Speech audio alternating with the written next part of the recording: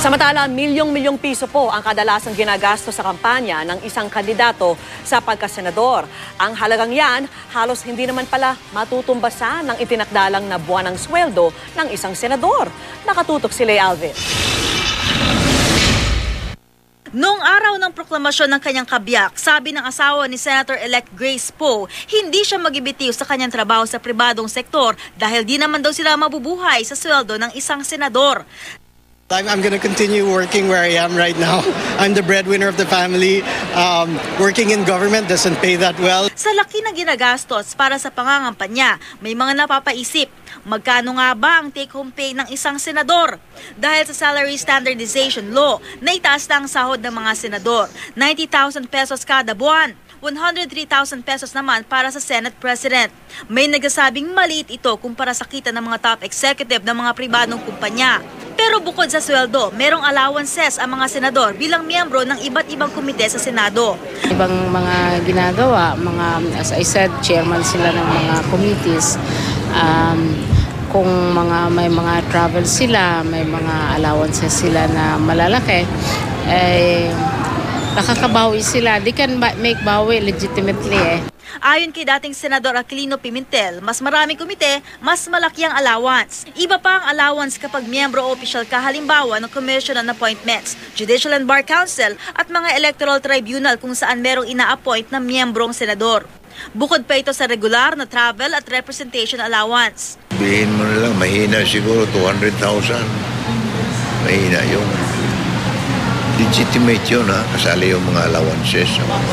Kinukoy din ni Pimentel ang posibilidad ng pangungurakot ng isang di tapat na senador. Doon na lang, for example, sa yung tinatawag nating PDF. Okay, mag-appropriate ka ng, 1 million dito sa daan mo, pero ang kunin mo yung kontraktor na irerekomenda ng isang politiko. So, ibig doon sabihin, meron na silang cut doon. Kaya nga,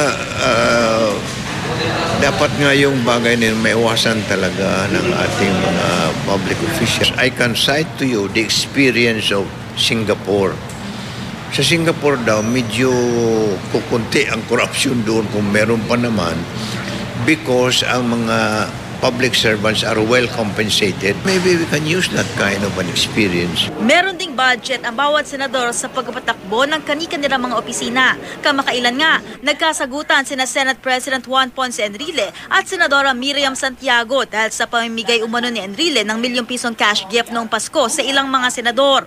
Sabi ni Briones, ang halaga ng salaping nakukuha ng mga senador mula sa pagganap ng kanilang tungkulin dapat daw na maging bukas sa publiko, lalo na't kabilang sa trabaho ng Senado ay ang pag-isiyasat kung tama ba ang paggastos ng mga ahensya ng gobyerno at mga opisyal nito sa public funds, perang galing sa buwis ng mga mamamayan. Kung ini-insist natin na si barrio captain o si policeman ay kailangang i-report item by item yung gastos niya, ganon din dapat sa senador.